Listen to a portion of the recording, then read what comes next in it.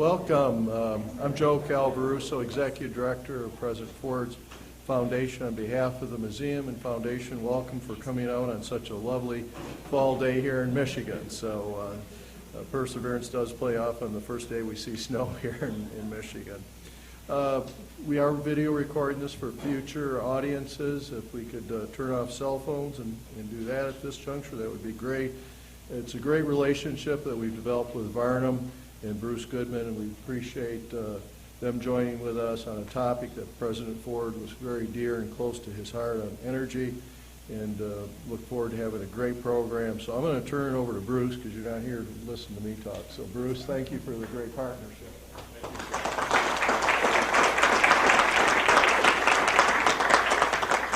Well, it's good to see so many energy friends and colleagues in the audience tonight. Thanks for braving the weather. We'll try to get you out of here and home safely. Before introducing our guests tonight, I'd just like to briefly review why we got started on this energy lecture series and why we're calling it the Gerald Ford Energy Lecture Series. Those of you that are as old as I am can remember back when President Ford was in office and really did face an energy crisis. It was a time when we had the Arab oil embargo, we had gasoline lines, we had virtual rationing, odd and even days when if your license plate ended in the wrong number, you couldn't get gas on that particular day. And steeply rising energy prices. Well, he had to respond. He was president. He had to respond to the energy crisis that was in front of him. And he did some pretty innovative, or he had some pretty innovative proposals. Not all of them were accepted. Some of them were. And one of the examples I talked to the last time we had a speaker here was the fact that he came out very much in support of renewable energy. And some of the programs that he got started ended up really launching the renewable energy effort in the United States. And the National Renewable Energy Lab can trace itself directly back to some of the legislation that he proposed. So for that reason, we've started this lecture series, and we're not just talking about electricity. It happens that tonight we're talking about oil prices. And certainly President Ford did a lot to warn us about energy crisis at the time and energy crises in the future. I'd like to read a quote that a statement that he made the last day in office, and I think it really is a good lead-in to tonight's topic. He said, "America cannot permit the excessive delays associated with the commercialization of unconventional energy technologies. New production is essential. Our national security and economic well-being depends on our ability to act decisively on energy." And certainly that's true today. And think about that as you listen to tonight's speaker and the various statistics that he's about to cite. Speaker tonight is Charlie Maxwell. He's a senior energy analyst at Wheaton and Company, and he's here tonight from Greenwich, Connecticut. Charlie has been in the oil industry for more than 50 years. He began his career in 1957 working for Mobil Oil. After 11 years with Mobil, he transitioned to his current career, which is as an oil analyst. And he's really good at what he does. Twice a year, he meets with OPEC and oil industry executives from 30 oil-producing countries and listens to what they say, and they look to him for advice as well. Besides working at Wheaton, Charlie is also director at Chesapeake Energy and American DG Energy. And if we have time, I'd like to kind of steer him into the American DG Energy discussion. I'm not sure we'll get there, but I'm just warning you, Charlie, that we might get to talking about that. Join me in welcoming Charlie Maxwell, our speaker tonight.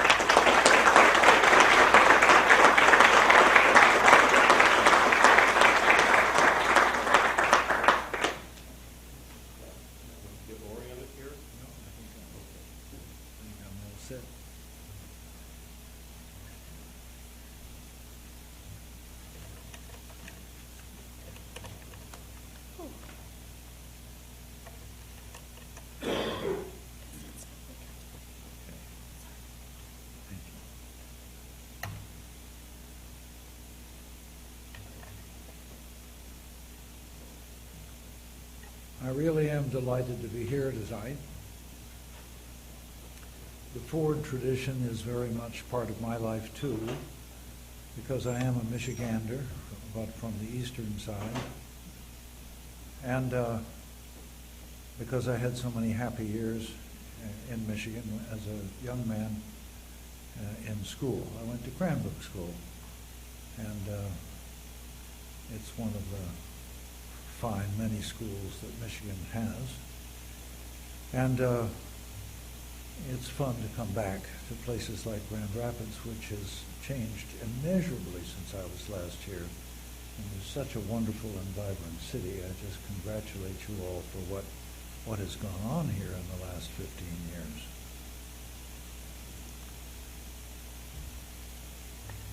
I never knew President Ford, but I knew Frank Zarb quite well, and was there for the beginning of energy policy debates in the administration under President Ford, and was a contributor to many of those debates.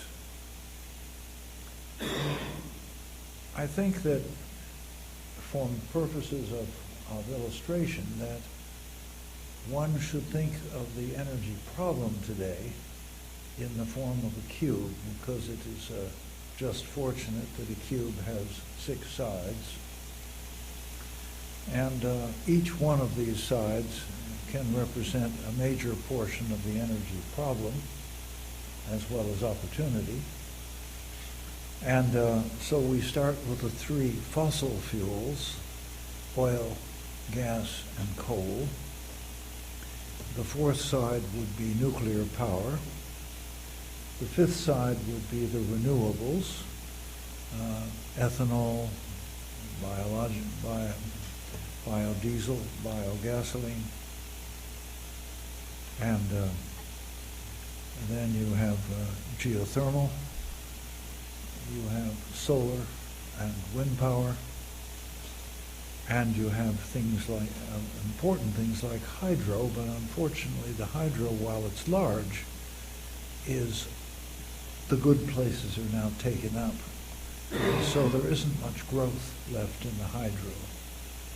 The growth is left in things like, particularly photovoltaics, where it's 1/10 of 1% of our energy mix today, but is growing so fast that in 20 or 30 or 40 years it will be significant.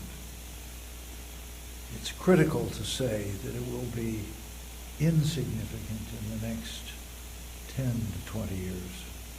And its significance will be of a long-term proportion, not a short-term proportion. The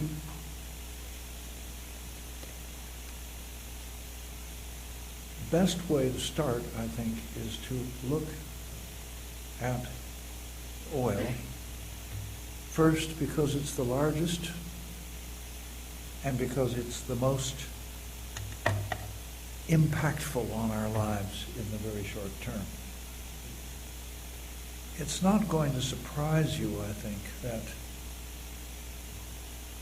we are running short of oil geologically, that we cannot find as much as we did 20 or 30 or 40 years ago. This is true of many other natural resources.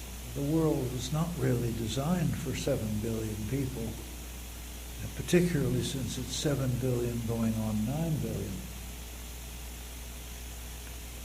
So what we have here is a tightening of oil supplies, By the way, there are some oil companies that say, no, we don't want to admit that there's a tightening of supplies.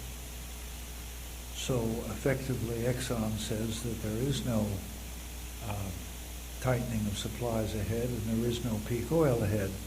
It's very difficult for them to maintain that. It must be a terrible effort because they have not been able to advance their production for the last 9 years. And so the first question would be, if there is so much oil and you're out there actively looking for it, why can't you find more? But I think that most of you in this audience, which is a fairly sophisticated audience, knows that as you produce an oil field, very much like when you're a kid and you've got a fresh bottle of Pepsi or Coke, and it's the summertime, and you're all in your bathing suits, the first thing you do is shake it and start pointing it at somebody. And I can remember delightful duels this way, but I think you will also remember that after about 20 shakes, there's nothing left to blow it out of the bottle anymore, and the game is over and you settle down to enjoying it. That's very much like what's going on in the United States and in the world.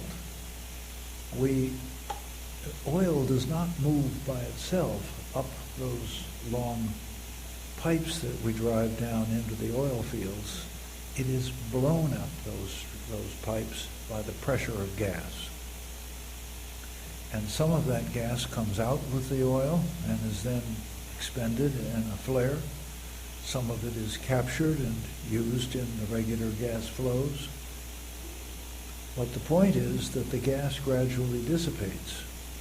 And when it finally comes to a point where there is not enough gas pressure down below in that cooker to drive the oil up the pipes and get it to the surface, which is a long way to drive it, at that point the production begins to fall, and it falls to a point where it's not worth producing anymore.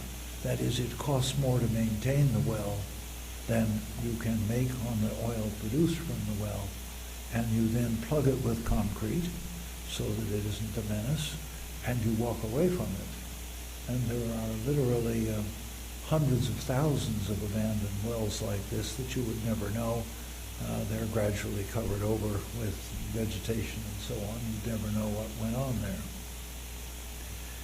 But when you reach a point where the new discoveries are just able to cover the losses of production that you sustain from what is called depletion, which is the ending of this gas pressure that drives the oil out,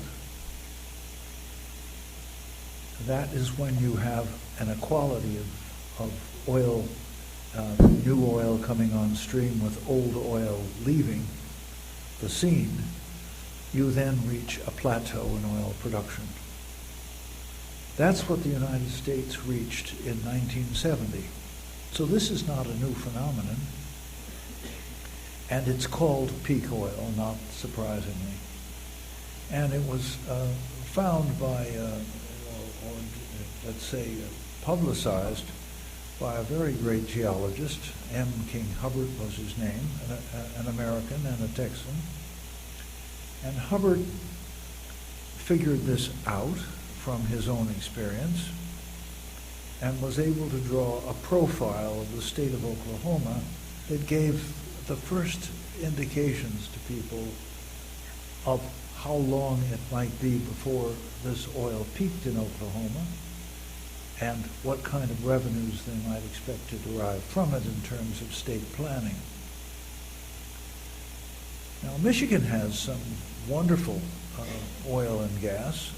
It's not one of the great states in production, but it's very close to, we produce very close to what we use, and we're not going to be without oil and gas. And recently we've had some very fine gas discoveries in these new shales, one of them called the Collingswood, which is giving us hopes of having a good deal more gas than we ever expected. So we're a beneficiary of that too.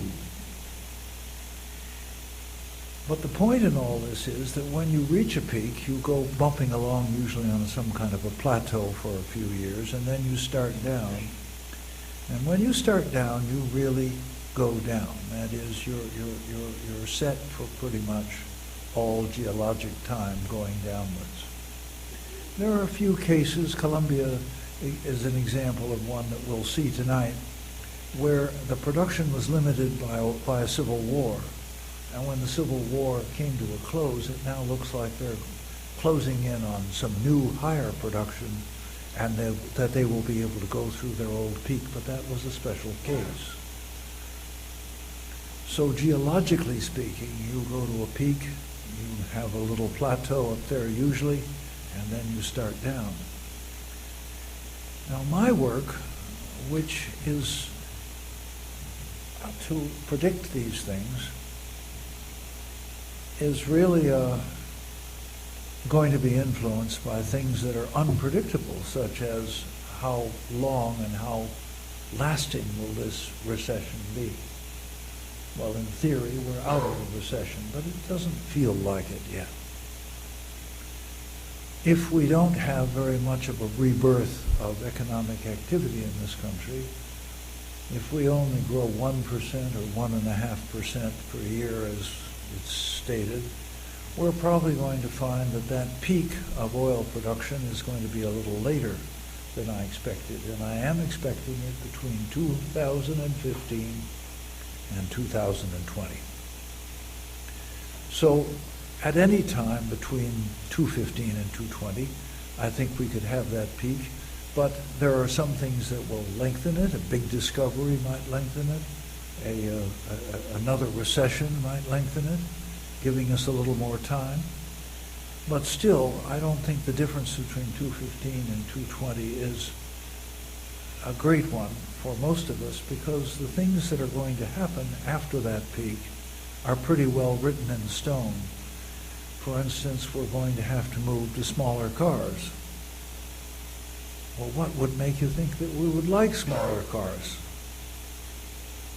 Mother Nature doesn't care. She will give us less oil, and we can do with it what we want. But if we have smaller cars, we can share it amongst more people. And that will be increasingly important to a population that is beginning to be constrained by the lack of new oil supplies. It also means that we enjoy the fruits and vegetables from California in the wintertime when we don't have them here in Michigan. But it means that to bring them from California to the east will be more expensive, because the price of oil will have to rise tremendously to ration it out amongst those who will be able to afford it. Will we ever reach a point of ration books and so on? I doubt it. I think we're probably past that. I went through it. We had a ration book here in Michigan. But I think that what we will find is that we will have to spend a good deal more money on public transportation, on trains, on subways, on buses. We'll probably also use carpools more effectively. There will be 1,000 ways that we adjust. And I think the important thing about these adjustments, shorter showers, perhaps a few more sweaters and coats inside, so that we're burning a little bit less heating oil. New types of construction for houses that are much more efficient than the present ones. There are lots of things that we can do. I think at first those things will seem to be constraints on our freedom to move, for instance, to jump in the car and just go out for a drive, or to go downtown and come back and remember that there's something I forgot downtown, and go back, and then maybe go back at some later time during the day to pick up the children, that kind of thing. You'll probably get one shot at it, and then you'll say, well, tomorrow we'll go in, but we're not going to go in 3 times today. But there is this business that we've all lived with and understand, the business of expectations. And I'm suggesting to you that sometime between 2015 and 2020, we're likely to have a blunting of a lot of our expectations about things that have to do with the easy and cheap availability of crude oil, from which is derived heating oil, diesel, and gasoline, and propane for grilling, and these kind of lubricants and that kind of thing. And I'm just saying that I don't think it's a real obstacle to happiness. I think the blunting of expectations is always a hard situation, and we deal with it by just getting used to it and speaking about it and explaining it to each other, how we feel about it, and so on, and trying to set the new priorities. But when you think about the beauty of the world we live in, you think about the continuing excellence of life in America as a democratic state without horrible things that we're reading about in the press that are happening abroad every day. When you think about family and friends, you think about the good times that we have as children here and that we have as adults too, but I think particularly America is a time of children's paradise. Those things are really wonderful and long-lasting, and it really doesn't matter that you can't get heads of lettuce from California in your local grocery.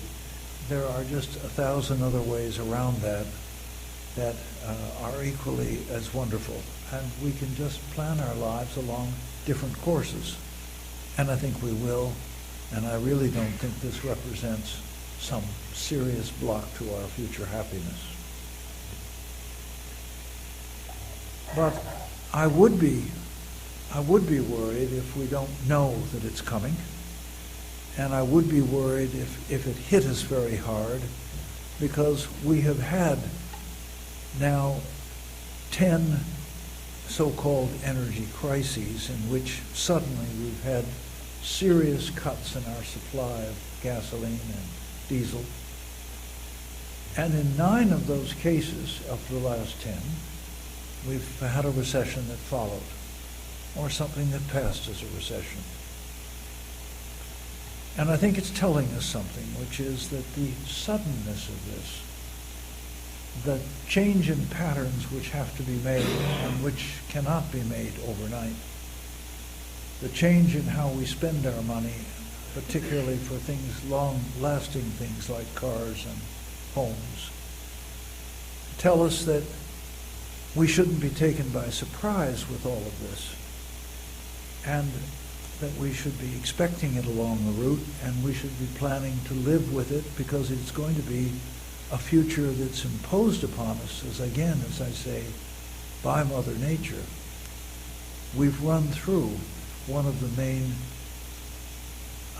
cheap energy, cheap material things in our lives, and we're going to be running short of many more in the next 10 generations. It's something we've never experienced as human beings, but now we're at a point of 7 and 8 and 9 billion that we have to expect them. So I've covered a little bit more than I wanted to about oil, but as it's going to be the number one change, it's about 37% of our total energy, so better than a third is in oil. And as it's going to limit us first, we need to think about oil particularly, and there are lots of ways around that problem, and we'll talk about some of them. The second would be natural gas. That's the second face of this cube. And frankly, we're finding a lot more natural gas by these new ways of drilling down and then horizontally, and by fracking with water, which we'll talk about later, in new ways which are allowing us to get access to the gas buried in those shales, which has always been there and has always been known to be there. but which has never been able, we've never been able to technically liberate it from the shales, and now we can. And so something that we've always known was existing is now available to us. And we will begin to use this natural gas in a lot more ways than we have in the past. And natural gas will become one of the great roads out of the quagmire. Third comes coal, and I think you all understand, we don't use a lot of coal in Michigan, but you all understand that coal is a great creator of pollution. And it also happens to be very cheap, and that's why utilities use it. And you have a right to say, well, if it creates a lot of pollution, why are we using it? And the answer is because it keeps electricity rates down. And the utilities are desperate to find fuels that help them keep utility rates down.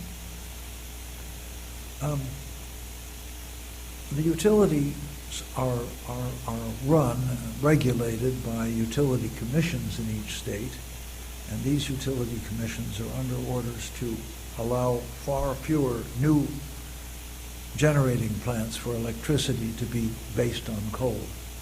So there will be more and more plants based on natural gas. Already we don't use expensive oil to make electricity anymore in the United States, and we will be cutting back a little bit on coal. But coal is a wonderful cheap fuel if we can break through in two ways. We need a way of putting it into powder form and burning it completely, fully, and without a lot of the excesses of burning that now are created by incomplete combustion and so on. And we need to find ways of reducing the sulfur that's released by this and the nitrogen compounds that are released by this. And this is a technological issue that none of us here in this audience is probably capable of solving, and we have to wait for that. And I think it's going to come in maybe 10, 15, 20 years. I think it's a solvable problem, but the point I want to make is that it isn't going to be solved very quickly. And then we moved to nuclear, and nuclear was making a small comeback before the Japanese tsunami. And now the Germans have said, we're not going to go forward in nuclear, and the Swiss have said, nor are we. The French are making quite a gallant stand on nuclear, and they're doing very well, and they show us how attractive nuclear can be. There have been no major accidents in France.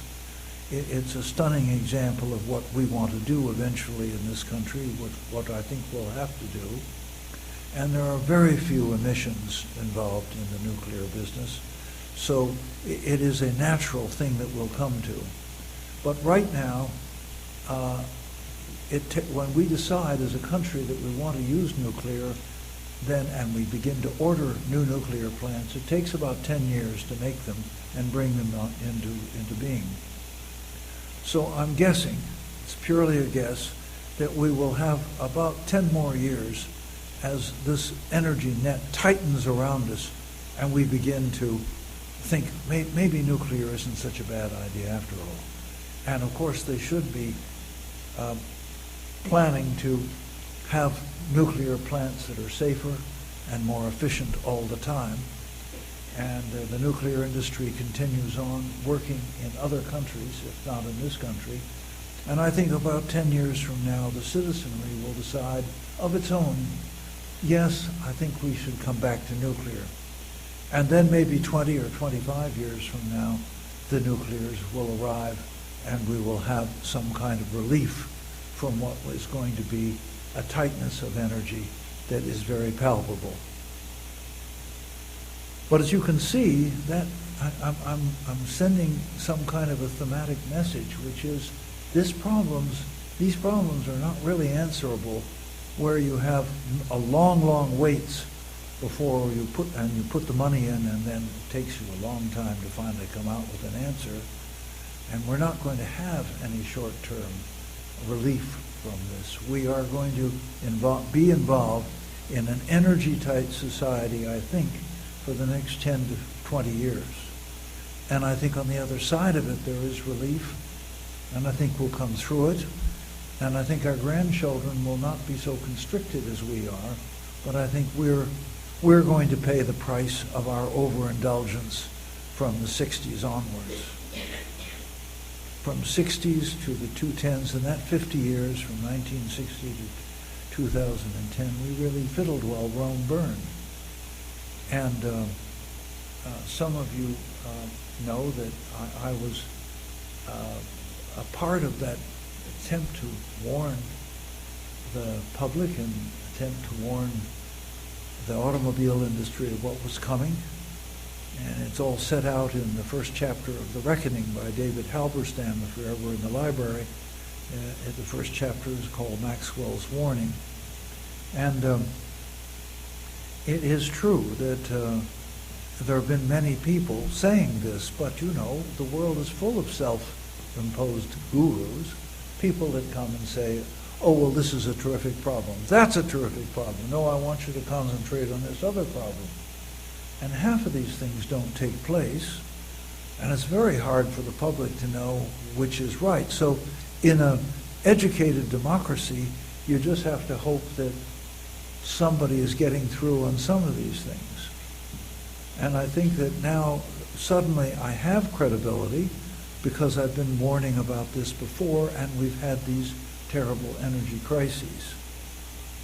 But now I'm saying that because we haven't done very much, we're going to have a more or less continuous energy crisis from about 2015 to about 2025. And then we'll very slowly get relief back up into the 2030s. But I'm still saying that I don't think that life will change in America. I think it will be a very attractive place. We just have to keep our spirits up and realize that it's something we have to go through. And it's endemic in democracies that everybody can't be informed about everything all the time. It's just part of the price of having a democracy. You get to number 5, the sustainables, and the problem there is that we don't want to fill the fields with biologic products that go into making gasoline. It's not right. We're going to hurt the food industry chain, and we've already begun to push the price of food up on a worldwide basis, particularly corn and wheat. And the effect of this is felt in countries like Mexico very seriously. No, growing our way out of this gasoline tightness is not really the way to do it. We have, for instance, big surpluses of natural gas coming up. If we could convert that natural gas to liquids, and they're working on it hard in Dow over here in Midland, and they're working hard on it in DuPont in the East, and there are other organizations that are working on it around the world, like Shell, that would be one way out. Unfortunately, gas is not used very much in transportation. We don't use it in our cars or our trucks. We don't use it in most marine applications. We don't use it on the railroads. And that's going to be one of the big conversions of the next 10 years. But it'll take years and years and years to get any proportion of that working in the other transportation side. Of course, it's much too heavy. These big barrels that hold it, much too heavy for aviation use. So it's not a problem, and aviation is just never going to be used. But we will turn a lot of we'll have little cars that will use compressed natural gas, and we'll have big trucks that will use frozen gas, LNG, liquefied natural gas. And again, they will gradually take the strain off gasoline, but it will take years before they're a proportion of the whole, in the same way it's going to take years before electric cars begin to reduce our use of gasoline. when you get to geothermal, it's too small to make a difference. When you come to wind, it's not very practical, to tell you the truth, in most cases. Probably along the lake here, you probably can use some wind vanes that would do well. But in an awful lot of places, it's marginal. That is the cost of putting up the machines and servicing them and the bother of their operation and the fact that you have to build coal burning capacity behind them in case the wind doesn't operate in hot summer days, which is often true. You have to then turn to the coal capacity to turn on. These things make wind very marginally economic. But photovoltaics, solar power, looks wonderful. And you have a lot of interest around here because you have plants that make it, the solar power and the solar instruments, and that's going to be a great growth industry. But all together, all these things, including hydro, come to about 5% of the world's energy requirements. So even if you double or triple it, it isn't going to be enough to solve the problem of the retreating oil. And we can't expand the hydro at all. It's now pretty well fixed, and I think, as you all understand, the next big problem is going to be the availability of water. So it doesn't look as if we will have any hydropower increases at all in the next 30 years. Lastly, number 6 is a fascinating one and interesting because it isn't a fuel at all, but it's measurable as a fuel, it acts like a fuel. I like to call it a fuel, and it's really energy efficiency and conservation. That's where another great pathway out of the quagmire will lie. We will find ways to create panels like this computer panel,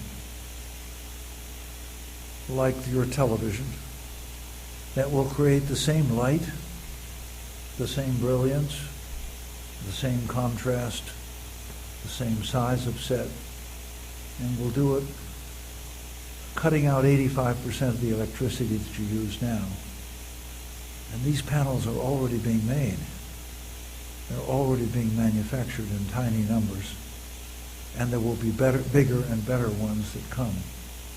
And it's going to be the same as you already know that your refrigerator that was 15 years old, you changed it recently, and now it's much more efficient. And it's paying for itself with lower electricity usage. And it's going to be the same with almost every application. I can't tell you the thousands and thousands of applications. You know, we were growing so fast in this country in the last 100 years, and we were so eager to get things on stream that we didn't really think through the power situation. We didn't really rationalize the system. We didn't really think about when peaks were and when it was low demand, and we didn't have computers that could control when we brought on stream new kinds of power. The result is that we have wonderful things that we can accomplish. And this is what Americans do best: innovate.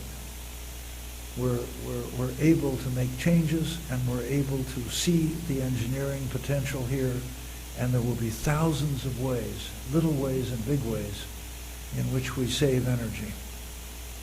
And I think between natural gas and energy efficiency, we will blunt the worst effects of what is coming.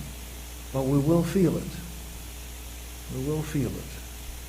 And I think one of the most worrying things about it, and I want to share this with you as a final series of points because I want to get to questions which I know you will have. Looking back on ancient Greece, this is the only other great experiment in democracy. The Greeks started democracy about 500, a little bit before, maybe 520 BC, and it cut out around 320 BC. So about 200 years. We're about the 250-year mark. But it's still within range. We don't want to have our democracy end in the way the Greek democracy ended. The Athenians, who were the main Democrats, they lost a war, the Peloponnesian War, that denuded them of most of their treasury money, and they became impoverished. They lost the use of their big silver mines up at Mount Laurium, which became exhausted. For them, silver was like oil was for us. And as they exhausted themselves, they didn't have that supply anymore. And then they lost their fleet, and that had been paid for by huge amounts of tax money collected, and many people went into debt to get the money. And now the debt was widespread. I mean, this is so laughably like us that you have to guess that this is a repeat of human nature. And then they became gridlocked in their policy debates. What are we going to do with this? Half the people said we should move this way, and half the people said we should move that way. And they couldn't come to a decision, and they were drifting and in trouble. And in that situation, they decided that the only thing to do was to go to one-man rule. Back to the tyrants, as they called them, back to somebody who could make the decision. And hopefully an intelligent man, but the Greek citizens giving up the power to make that decision so that it could be made for the state as a whole. And once they did, that power was solidified in one-man rule, and it went from one man to one man, as it often does, and they never retrieved their democracy. Now, I must say, in the case of the Romans, they had the same kind of emergencies. They brought somebody like Cincinnatus back to lead them to victory, and then Cincinnatus said, "Are we finished?" And they said, "Yes, we finished. Victory, O Caesar." Well, Caesar wasn't around then, but O leader. And then he went back to his plow. But this is unusual and very Roman. People don't go back to their plows now. And this is how democracy comes to an end. At least historically speaking, this is how it comes to an end. So we're going to have to be very vigilant here. This is going to be a countrywide dilemma, energy. There's going to be huge debates about how we should get out of it. You know, was the invasion of Afghanistan really an attempt to provide us with future energy supplies? I think to some small degree, yes, but I think the invasion of Iraq was far more potent along those lines. I think it may be that future historians say that this is petroleum war number one. I hope we don't have any more petroleum wars, and we're going to have to be, again, vigilant citizens to watch this. This is a kind of a thing that upsets the country and puts it on edge and puts it in opposition, one region against another, one party against another, one class of economics against another economic class. And it's not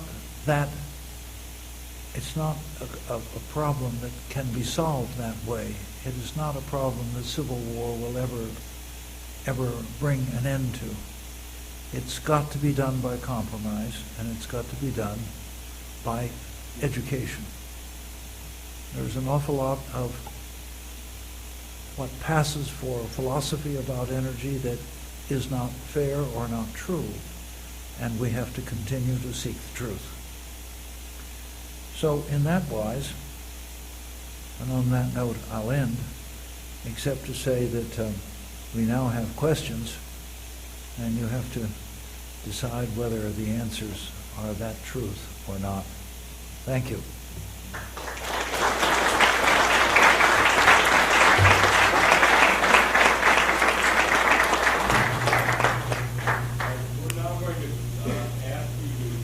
any questions you have, and Charlie and I are going to sit down over here and have a conversation with you. We'll try to get you out of here in the next half hour or so. If you have to leave, feel free to go. But Charlie, thank you very much for a very provocative presentation. And, you know, if you need a 3x5 card, raise your hand and we'll get one to you. And Andrea and others will select those cards in a minute. Charlie, why don't you come on over here? All right. Get comfortable. All right.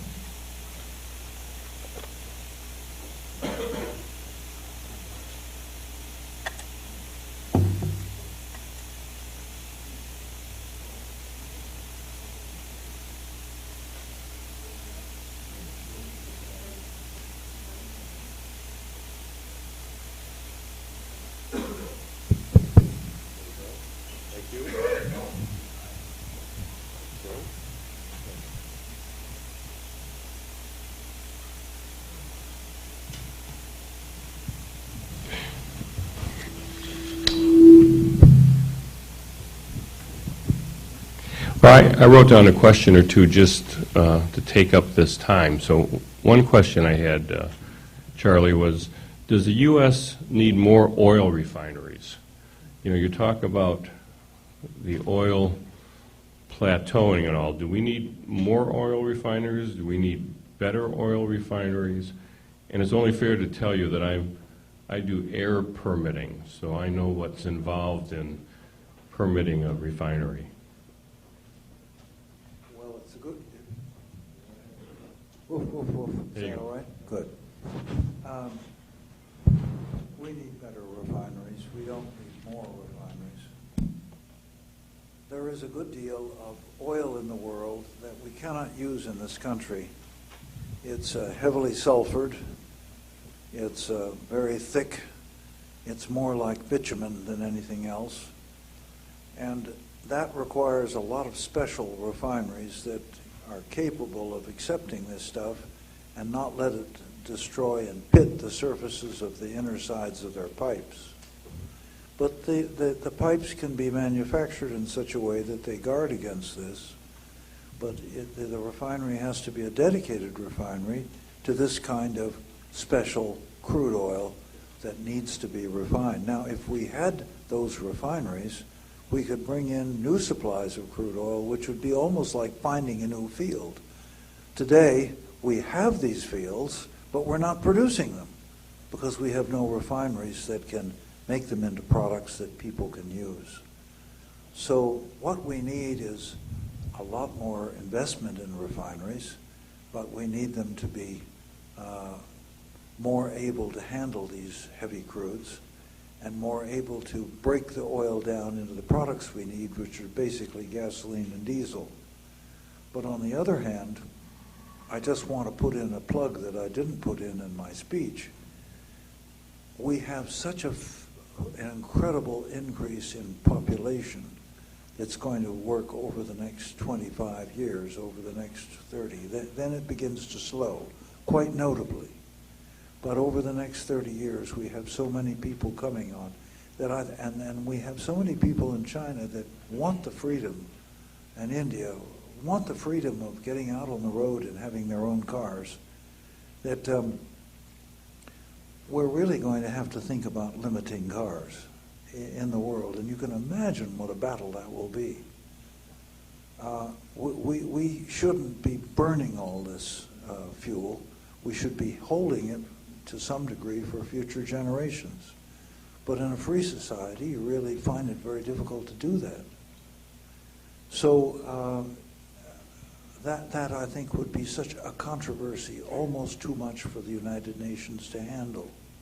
But I do want to mention it. I think there are too many cars in the world, and it's only going to get worse. And you young people that are here today are going to listen to that debate, I'm afraid, in many, many future years.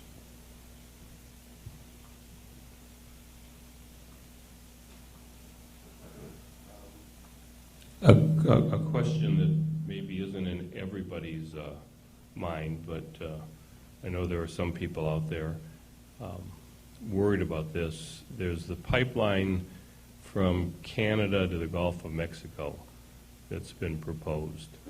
A lot of protests out there in terms of whether it should be approved. Some thought that Obama can show his environmental credentials on this issue that doesn't require congressional action. What all's involved there? It has to do with refineries. What do you think Obama should do in this regard? We have in this country a trend which began in the early 1970s, actually in the late 60s, sorry, of importing a good deal of the oil that we use. At first, it wasn't a problem. We imported 5% of the oil we used, or 10. It was just lost in the miscellaneous figures. But by the time we got to 1980, it was approaching 40%. And it was becoming a drag on the value of the dollar. And it was also becoming easy to cut off.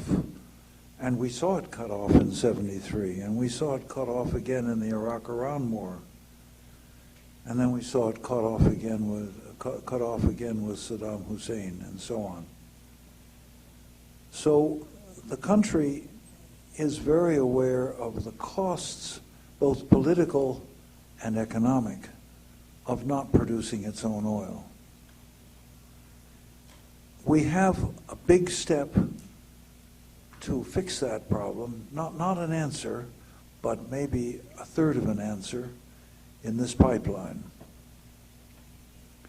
and pipelines like it, so that we become dependent upon northern Canada instead of a tanker route that comes out of the Arab Gulf and comes around Africa and comes up to the Caribbean or New York that way.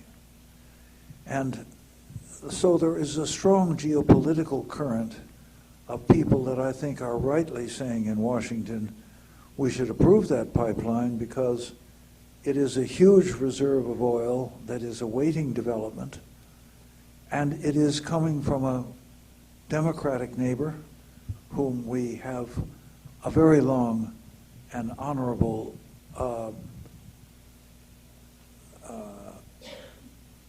promise of friendship that has always been fulfilled on both sides. This thing between the Canadians and the United States is unique in the world. It's the glory of both of our countries, and they are willing to share their petroleum wealth with us. I think it makes perfect sense that we should take advantage of their offer. But I think it can be done in a little better environmental environment than running it over this Ogallala aquifer. And I think that's the main thing that the main thing, there are other things, but the main thing that the environmentalists want. And I think the way that Obama is going to solve it, he's going to say to the environmentalists, I'm sorry, I would like to, in a perfect world, I would like to say no to this kind of activity because there is always a chance that there could be some accident. Some terrorist could set dynamite under it and it would flood the countryside somewhere.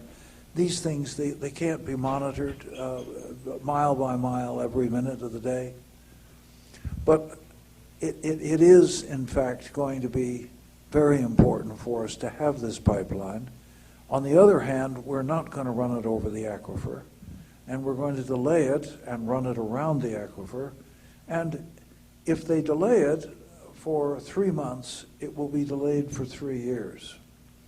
Now, I think they can break that by saying, look, we'll delay it for 3 months, and then we'll give it a year to get the new okays from the EPA, but they don't have to do the full job again. They can do the job on the part that is changed and not on the long part that has already been done. The claim is being made that it has to start from the beginning of the process. They've been working on this now for about 9 years. It's taken 9 years to get to this point. There were something like 230 approvals required. There's one left. But I think that they will delay it, and I think they'll give way, in effect, something to both sides, and we'll see the pipeline built, but probably starting in late 2012. Brings up the question of transportation, and a two-part question here, partly based on our conversation earlier. Why isn't oil refined where it's pumped? You know, why don't they build a refinery up in Canada and put the refined product on a train? And kind of connected to that, we were talking about how many super tankers there are in the world right now. Talk about the transportation of crude oil and why we need a pipeline, why we need super tankers, and the future of transportation. Well, the use of the problem is that oil is used in transportation as to 97% of the transportation that we have. This is an extraordinarily dominant business in which the gasoline, which we derive from crude oil, the diesel we derive from crude oil, the fuel oil we derive, that's the heavy stuff that goes into the Queen Mary, Queen Elizabeth, you know, that kind of big super tanker. We get down to things at the very bottom like bitumen, which you don't burn, you put that on roads. And the very top like ethane and butane and propane, which is used mostly in petrochemical applications. So most of the petroleum products in the middle, gasoline, kerosene for jets, diesel for trucks and marine use, and fuel oil for marine use and power stations abroad, not in the U.S. That has to be from fuel oil, from crude oil, and if we run short of crude oil, we're really going to start running short of transportation. So we just switch over to natural gas. Well, try it some morning when you just feel like you're lucky. Run a little bit of the gas from your kitchen into the car and see what happens. It's not pretty. So the point I'm making here is obviously that we don't have machines that run on natural gas. And we'll have to get them. We'll have to design them. We'll have to build them. We'll have to get them out in the public use. And it's going to be something that's going to take 10 to 20 years to accomplish. And we will do it. But it will take time. Why not have the refineries close by? Because the supertanker takes 10 or 15 times as much crude oil as the small tankers that are used to take kerosene, or the small tankers that are used to take propane, or even the small tankers that are used to take gasoline. So that it becomes very economic to produce into a huge crude oil tanker, specially made for it. I can't tell you how big these things are. Some of you have been on the Queen Elizabeth. The super tankers weigh 5 to 7 times as much as the Queen Elizabeth. And that's considered a big ocean-going vessel. They are monstrous. And therefore, on a per-barrel basis, they're very cheap use of transportation. And they bring it directly to, let's say, Chesapeake Bay, and then they anchor offshore and they run it into one of the Getty refineries there. And then it's made up into all these little smaller products, and then it's delivered by road tanker out to the gasoline stations or out to the diesel stations or out to the different industrial concerns that use it. And that is much cheaper than running 25 small tankers from the source where it is divided into products and running them all around the world. And so it's really a question of economics. Now you might say, well, maybe we want it done that way. Yes, if you could get a government to subsidize you, I suppose you could, but I don't know why the governments would subsidize you. So I think that if the oil companies find that it's cheaper and pass on that to us, it's probably the best way to do it. $64,000 question. And what is your estimate for crude oil prices over the next 5 years? And you're going to have to, I think, educate us as to what it is today. If I had to guess, I'd say it's $85 a barrel. But that's a good guess. Okay. So as compared to $85. It was 85 a week ago. Today it's about 98. But something around 100. Let me give you the series that I'm using in case you want to mark it down. We start with 2008 because that was an exorbitant year, just incredible. And that's the year we went up to the 147. But the average for the year was $100. The average for the year before was 67, so that was a huge expansion. From 67 in 2006 to 100 in 2007 to 100 in 2008. Then 2009, it came down a long way and finally settled on an average for the year 2009 at 63. But by the end of the year, it was up in the 70s. It just averaged 63. And then in 2010, it went to 78. And in 2011, we have it at 94. Now, I think that it will slow down here for a whole variety of reasons. It's made a very big percentage gain in the last 5 years, and there is reason to think that the economies of the world are going to be slower, and there isn't going to be too much pressure of demand upon supply. And I would go forward something like this. For 2012, I would look for $100. And for 2013, I think maybe 108. And for 2014, perhaps 120. And for 2015, perhaps 135. Now, as bad as that is, we still haven't gotten back to the 147 that we temporarily reached in 2008.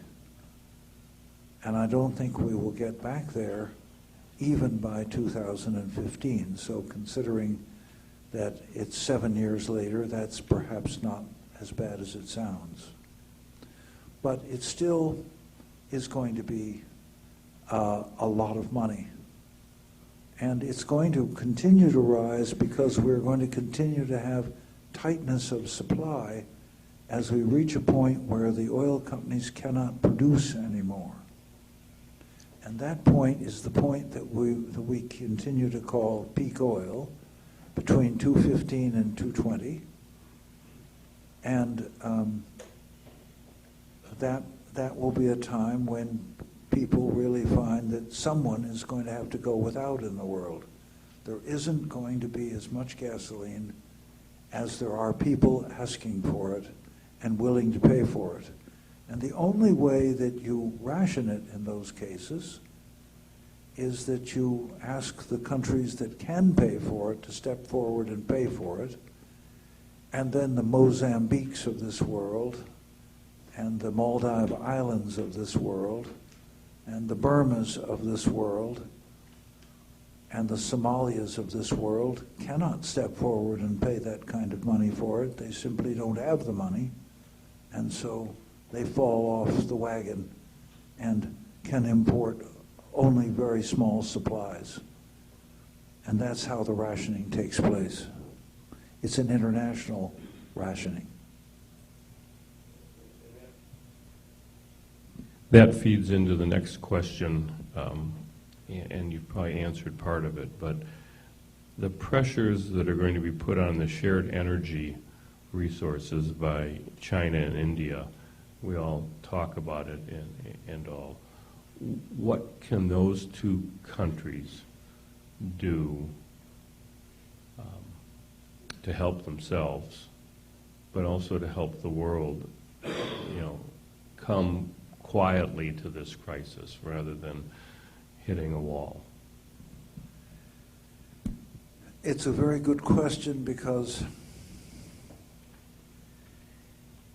these countries have both taken the view that we preempted the supplies of gasoline and crude oil for many years when we were in the fast growth stage of our youthful economics. And now that we're old and tired, we want to be served by their containing their growth and we being able to maintain ours. And the question is, why should they? The Chinese say, in effect, we have the money to buy it, we have the need to buy it, we have the right to buy it. At least by precedence, you exercised that right 50 years ago and 100 years ago on a continuous basis. And now you want to circumscribe our right to have what you already have enjoyed. It's kind of a hard argument to make. So I think it's going to be a real problem. And I don't think that America will be the first country that goes without at all. We are quite wealthy still. So what we're really saying here is that some of the smaller emerging countries that don't have native energy supplies, they will be the ones that cannot buy oil in the open market because they don't have the wealth to utilize to do it, and they will go without oil, and very few people will stand up to defend them. We don't know who they are, but they will be countries like Uruguay, like I'm thinking of countries that don't have supplies of oil or gas.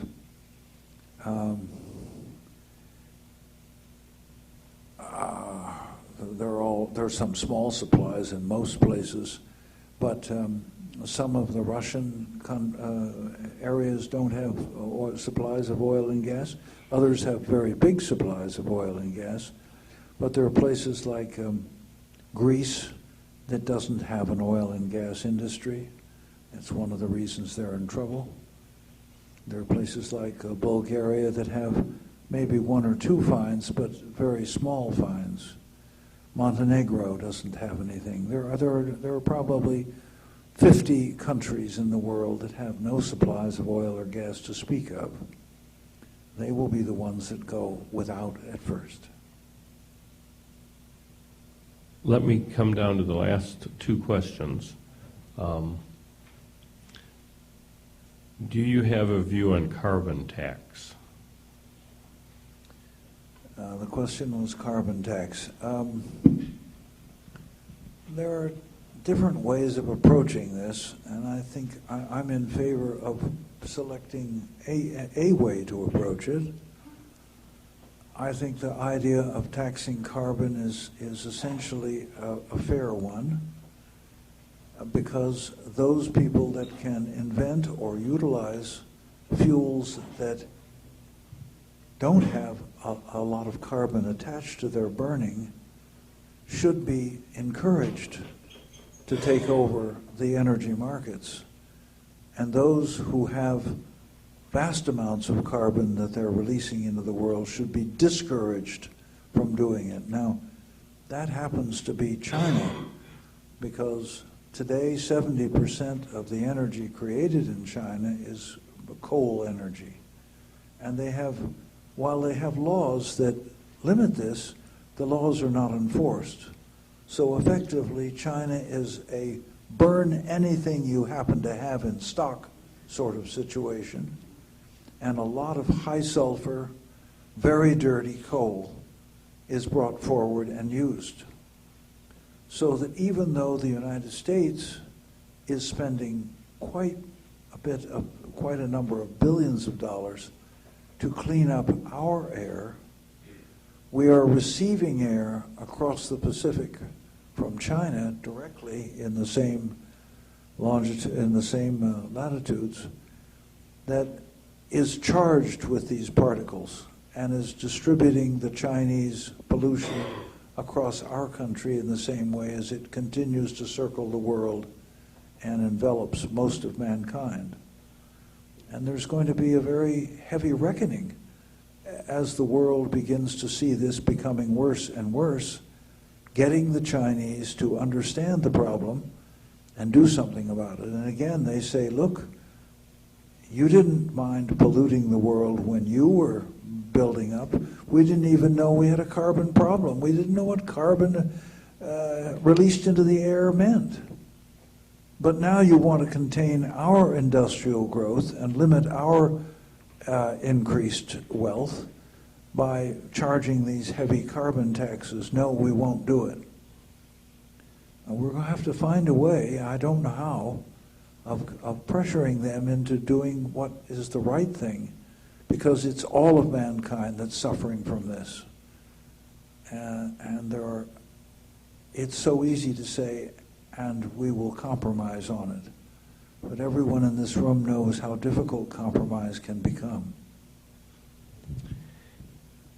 Last question, and I think this questioner, like me, has listened to your advocacy on natural gas. So maybe this is a softball for you. What are the roadblocks to the U.S. utilizing our abundant supply of natural gas? And how can we deal with these roadblocks? I think the natural gas issue is a little simpler than it's sometimes painted to be. The New York Times has taken it up as a personal thing almost in the last couple of months, and I think they've stirred a lot more debate than they ever expected to. But I think the first thing is that each state makes up the decision as to what fracking fluids are used and how they're stored after they're used. And I think there will have to be national rules that are made. We can't have 52 states all with different rules. Would be immeasurably harder to accomplish that or inspect it. And it would be also tremendously expensive for the consumer who would ultimately pay for it. When there's no real need for that, we need national standards. So I think we'll see in the next year national standards coming that they have to adhere to. And secondly, I think that the transparency is important. In this drilling for natural gas, you really want to know what fracking fluids they're going to use. Are they toxic or not? Well, they won't be toxic if they have to publish them. And I think that there will be a directive from the government that every well that's drilled has to report in, let's say, the local newspaper, and maybe at a central point in Washington, exactly what the fracking fluid that's going to be used on that well is. The moment that you make that public, you will have people that are eagle-eyed and watching this thing, and they'll immediately call and say, no, you can't. You can't use that chemical. That's banned in Alabama. No, sir. And I think that they will take notice. The public will force them to take notice. So I think that those two things will give us a standard fracking and horizontal drilling format that will satisfy the public that the experts have passed on it, the government experts, not the oil company experts, and that we have something that will work, remembering that an awful lot of this hysteria is being whipped up by people who really are against any kind of carbon going into the air. You see, we are going to limit coal with its heavy carbon content. We are already starting to limit coal. But as I said, unfortunately, the Chinese are not. And oil is too expensive to be used in power generation today. So oil use is almost entirely knocked out for most industrial and all utility use. So what we're left with is natural gas, which is by far the best fuel that we've got. The carbon content of natural gas is about 1/2 the carbon content of coal, and oil contains, gas contains about 2/3 of the carbon content of oil. So the two greater creators of CO2 are gone, and the gas remains, and it will be a bridge fuel. I'm not saying that gas has to go for 500 years, but I think that in the next 40 or 50, it will take us into the era of nuclear, into the area of sustainables, into the area of energy efficiency, where we can get by on other fuels that, you know, the nuclear doesn't create greenhouse gases, and you know that the sustainables create very few. Photovoltaics, nothing, and that is a huge advantage to using photovoltaics. So I think, again, we'll use the natural gas as the bridging, and then we'll toss away the bridge. And in the end, we should be able to work without fossil fuels. It will be an electricity-based economy, but that is 50 years away. But electricity is what the future will hold for us.